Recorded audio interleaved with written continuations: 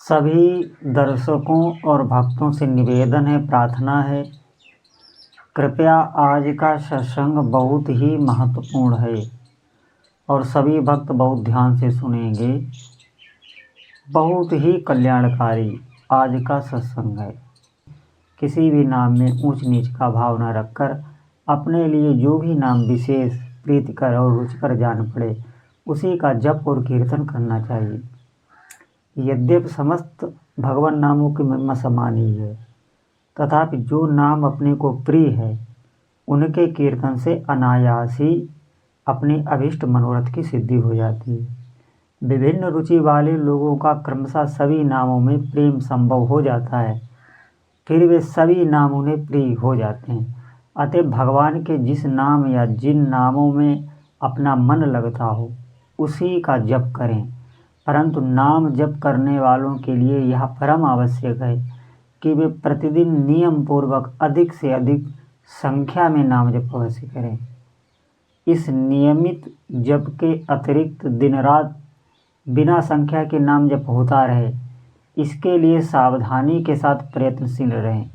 नियमित संख्या के नाम जप का दृढ़ नियम होने से उतना जप तो प्रतिदिन पूरा ही हो जाएगा, नहीं तो नियम न रहने पर किसी भी आवश्यक अनावश्यक कार्य में समय लग जाएगा और जो सबसे पहले करने योग्य तथा सबसे अधिक महत्वपूर्ण कर्तव्य एवं जीवन में आवश्यक कार्य है वह नाम जप छूट जाएगा। मन धोखा देकर समझा देगा नियम थोड़े ही है या बहुत ज़रूरी काम है, इसे कर लेना चाहिए। फिर व्यर्थ की बातचीत भी ज़रूरी काम हो जाएगी, परंतु बड़ा नियम होने पर उतना समय नाम जप में अवश्य लगेगा और नाम जप होने से भगवान के साथ प्रत्यक्ष संबंध कम से कम एक अंग जीव का तो बना ही रहेगा। उतने समय तक वाणी का केवल संयम ही नहीं होगा, वाणी का यथार्थ सदुपयोग होगा, क्योंकि वाणी का सदुपयोग भगवान के नाम गुणगान में ही है। उतने समय तक प्रमादवश होने वाले मिथ्या भाषण पर निंदा से रक्षा होगी, कम से कम व्यर्थ भाषण से जीव की रक्षा होगी। प्रमाद युक्त वाणी के कारण होने वाले दुष्परिणामों से बचाव होगा और नाम जप रूप सबसे महान लाभ प्राप्त होगा। लगातार नियमित जप होने से वाणी का वैसा अभ्यास हो जाएगा जिससे वाणी सहज ही अपने आप नाम जप करती रहेगी और इससे फिर मन भी लग जाएगा। तुलसीदास जी कहते हैं, सकल अंग पद विमुख नाथ मुख नाम की ओट लई। मेरे सारे अंग आपके चरणों से विमुख हैं, केवल मुख ने जीव ने नाम की ओट ले रखी है। स्वामी हरिदास जी नियमित 3 लाख नाम जप प्रतिदिन करते थे। इससे उनको डिगाने के लिए आई हुई वैश्या उनका तो कुछ बिगाड़ कर ही नहीं सकी, स्वयं उसी का उद्धार हो गया। देखिए, भगवान का नाम भगवान का ही एक अभिन्न स्वरूप है और वह भगवान की ही शक्ति से भगवान से भी अधिक शक्तिशाली और ऐश्वर्यवान है। ध्यान से सुनना। जैसे किसी महान वैभवशाली सम्राट को अपने खजाने की असंख्य धनराशि की संख्या का पता नहीं रहता, इसी प्रकार नामी भगवान भी अपने नाम की अनंत गुणावलियों का पता रखना नहीं चाहते। यह भी उनका एक गुण है।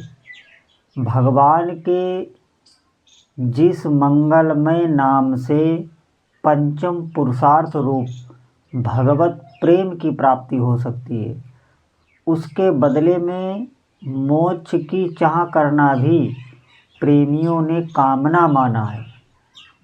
अतएव लोक परलोक की किसी भी क्षुद्र महान कामना में नाम का प्रयोग करना एक प्रकार से अविवेक या मूर्खता ही है। लोक परलोक के जो भोग हैं सभी दुख योनि और विनाशी हैं। ऐसे मधुर विश्वरूप विषयों की चाह करना नाम के बदले में उन्हें चाहना महान मूर्खता ही है। तुलसीदास हरिनाम सुधा तजी, सठ हट पियत विषय विष मांगी।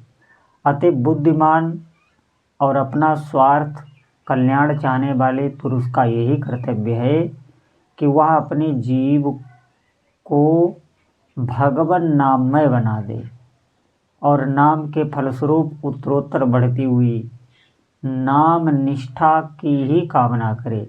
यही नाम का आदर है और इसी भाव से नाम का सेवन भी करना चाहिए। परंतु जब तक यह भाव जागृत ना हो तब तक किसी भी भाव से किसी भी सत्कामना को लेकर नाम का आश्रय लेने में कोई आपत्ति नहीं।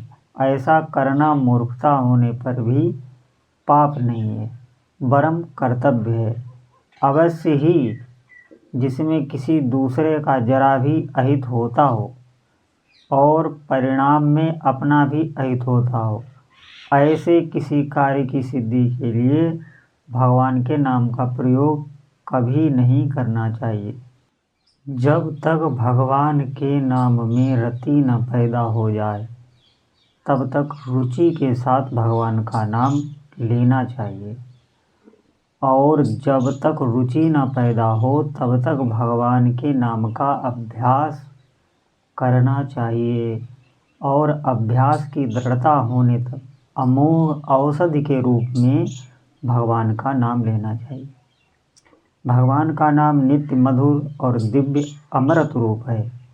उदाहरण के लिए मिश्री मीठी होने पर भी पित्त के रोगी की जीभ कड़वी होने के कारण मिश्री कड़वी लगती है, परंतु मिश्री पित्तनाश की दवा है। मिश्री के सेवन में पित्त का शमन होने पर जब जीभ का कड़वापन मिट जाता है तब मिश्री मीठी लगने लगती है, क्योंकि वह मीठी ही है। इसी प्रकार पूर्व संचित कर्म मल के कारण हमारी दूषित वृत्ति जब तक भगवान के नाम के माधुर्य का अनुभव नहीं करती बल्कि उसे कड़वा समझती है, तब तक दवा के रूप में जबरदस्ती उसे लेते रहना चाहिए। लेते लेते कर्ममल का शमन होते ही भगवान की सहज नाम माधुर्य का स्वाद आने लगेगा। परंतु यह स्मरण रखना चाहिए कि नाम का आश्रय कलयुग में सबसे बड़ा आश्रय है। इस एक ही आश्रय से सर्वांगीण पूर्ण सफलता प्राप्त हो सकती है।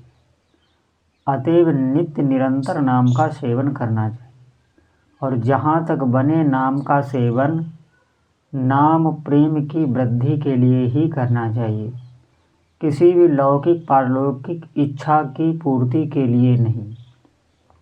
नाम का फल अचिंत्य और अमूल्य है। उनकी वास्तविकता पर ध्यान न देकर उसमें भरे वास्तविक सत्य को ग्रहण करना चाहिए। नाम का जप मानसिक उपांशु वाचिक तीनों तरह से हो सकता है। नाम जप में जितनी सूक्ष्मता हो उतना ही वह श्रेष्ठ है, पर नाम कीर्तन में जितना ही वाणी का स्पष्ट उच्चारण और उद्घोष हो उतना ही श्रेष्ठ है। अपनी अपनी स्थिति और रुचि के अनुसार जप कीर्तन करना चाहिए। भगवान के सभी नाम समान महत्व रखते हैं। पापों से छूटकर परमात्मा के परम पद को प्राप्त करने के लिए शास्त्रों में अनेक उपाय बतलाए गए हैं।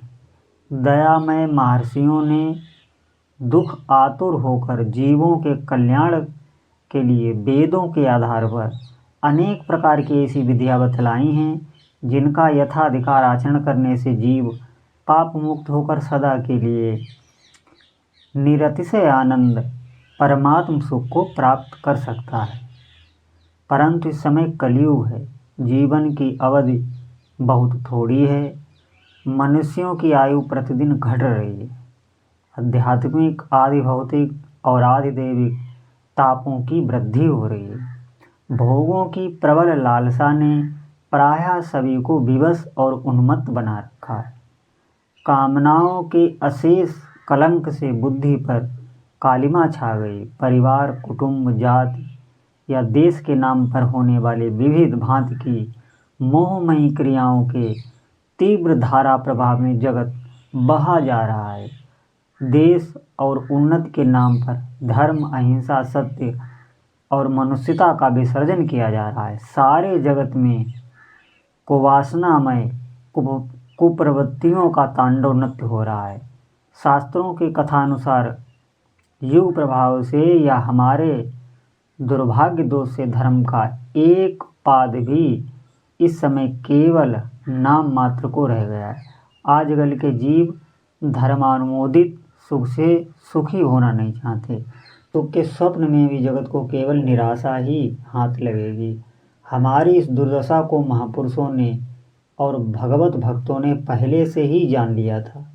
इसी से उन्होंने दया परवश हो हमारे लिए एक ऐसा उपाय बतलाया जो इच्छा करने पर सहज में ही काम में लाया जा सकता है, परंतु जिसका वह महान फल होता है जो पूर्व काल में बड़े बड़े यज्ञ, तप और दान से भी नहीं होता था।